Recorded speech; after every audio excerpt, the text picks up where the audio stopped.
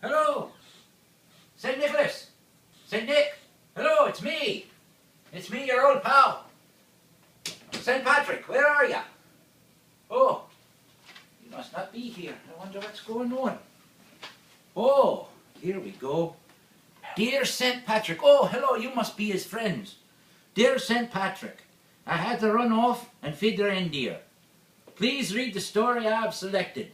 Sorry I had to miss you. Happy St. Patrick's Day. Don't forget to say a special hello to little David Carlo, who has been in the hospital today. Loves Santa Claus. That's exactly what he says there. And look, he's got a story right here for me to read to you. Oh, my goodness. It's called St. Patrick's Day in the Morning by Eve Bunting with illustrations by John Brett. Ah, St. Patrick's Day in the morning. Jamie wakened early and remembered that it was St. Patrick's Day. He climbed carefully over his big brother Kevin and his bigger brother Sean. The stairs were cold on his bare feet. The kitchen was cold too. The fireplace full of dead ashes like chalk. Nell, the sheepdog, lay in the rocker. Here, Nell! Jamie tried to snap his fingers, like Sean did. Nell uncurled herself from the cushions. Jamie sat in the warm spot where she'd slept. St. Patrick's Day in the morning. The green sashes were laid out on the table. The big one was his dad's. The biggest next was Sean's. And the next biggest was Kevin's. The fringes were crusted with gold. There was no sash for Jamie. It's not fair, Nell, Jamie said. I want to walk in the parade too. They say I'm too small, that I couldn't get to the top of Acorn Hill. But what do they know? Jamie slid off the chair. His mother's raincoat hung behind the door. He put it on. He put on his dad's black hat and Sean's sash. He took Kevin's flute from the dresser. Come on, Nell, Jamie said. Outside, the mountains were as green as cat's eyes. Clouds hung in tatters around their tops. Head up, chest out, Jamie said. Follow me. They marched down the street. None of the chimneys was smoking yet. Milk bottles stood on the front steps, waiting to be let in. Kit Kelly's donkey put her head over her gate. A happy St. Pat's to you, donkey dear, Jamie said. He lifted his hat the way his dad did to the ladies. Kit Kelly's donkey curled her lip. Silly donkey, Jamie said. What do you know? The sky was the color of Mom's pearl brooch, the one she wore on Sundays. Jamie marched down the middle of Main Street past the shuttered shops. Barney the baker was a white blur behind his window. There was a whiff of bread baking. Nell turned her head towards the smell and drooled. Come on now, Jamie said. Hubble, the hen man, trundled his wheelbarrow along the footpath. His eggs were piled in it, all brown and white. Good morning to you, Jamie said. I see your hens are laying. It's the sweet corn and the sweet talk I feed 'em, Hubble said. Pick yourself an egg, Jamie. Jamie took a brown one off the top. It was still warm from the hen. Happy St. Pat's, Jamie said, and he lifted his hat and he put the egg in his pocket, safe in his pocket. Jamie and Nell walked under the arches that spanned the street. Jamie wet the end of the flute with spit like Kevin did. He blew on it, and oh, the sounds it make. He puffed his cheeks, his fingers danced across the wind holes. Nell howled and put her tail down. Silly Nell, what did she know? Mad old Mrs. Mulligan threw open her window and leaned out. Save us all, she yelled. It's the terrible noise you're making, Jamie Donovan. And she banged her window shut. That old Mad Mrs. Mulligan. And what did she know? Mrs. Mulligan's big red rooster cock-a-doodle-dooed from her roof. His wattle rattled, and Nell howled again. It was as good as a chorus to go with the music. Jamie was sorry that there was no one to hear it but old Mad Mrs. Mulligan.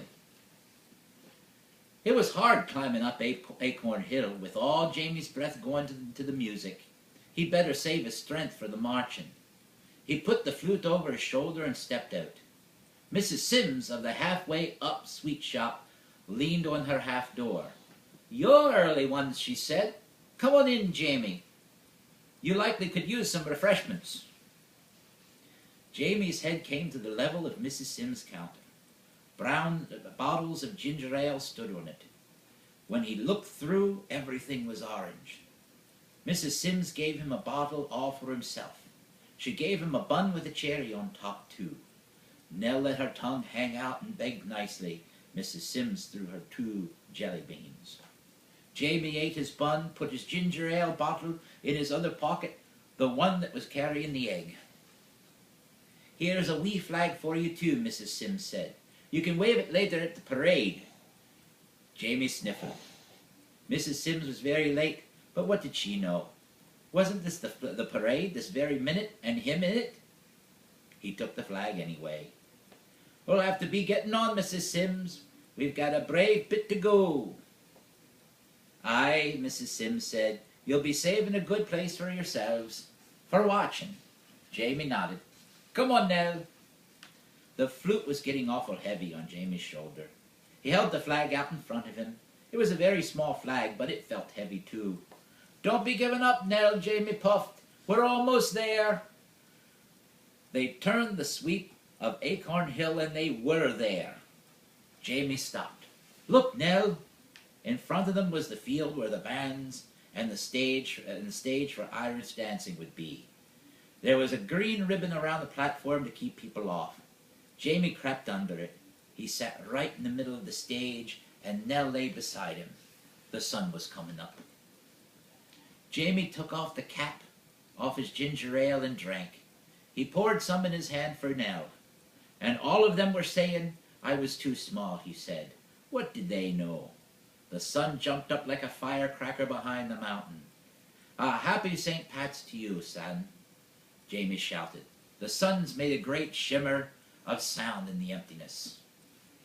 Jamie pushed Nell's head from his knees and stood up. The last drop of ginger ale gone from the bottle. He stuck the green and yellow flag in it. He put the bottle right in the middle of the stage. See, he told Nell, that means we were here first. We did it no matter what they said. Now we can go home. And it was easy going down the Acorn Hill. There was nothing to it at all. The town was waking up. Some of the chimneys were smoking. The milk bottles had been let in. But Jamie's own house was still asleep. He opened the back door, and the clock ticked-tocked. The turf ashes lay on their white drifts. Jamie took off his mother's coat. He set Hubble's egg on the table. He climbed in the rocker, and Nell jumped beside him. He laid the flute across his knees and closed his eyes. Oh, the music he'd made. He'd not hear the likes of it all day. And wait till they saw the flag, the mystery of it. They'd be wondering. Ha ha ha ha ha. There were feet coming down the stairs, and his eyes were too heavy to lift and look. Oh, our Jamie, Kevin's voice was soft. Dad's sound asleep, and with that sash and flute and our dad's black hat. Are you sad now you're not big enough to walk in the parade? Jamie kept his eyes closed and smiled. Silly Kevin, and what did he know? Well, that was certainly a sweet little story, wasn't it? I hope you enjoyed it. Oh, and before I go, don't want to forget to say a special hello to little Davy Carlo, who is in the hospital today. I hope you're feeling better, and you have a good day. I'd best be going.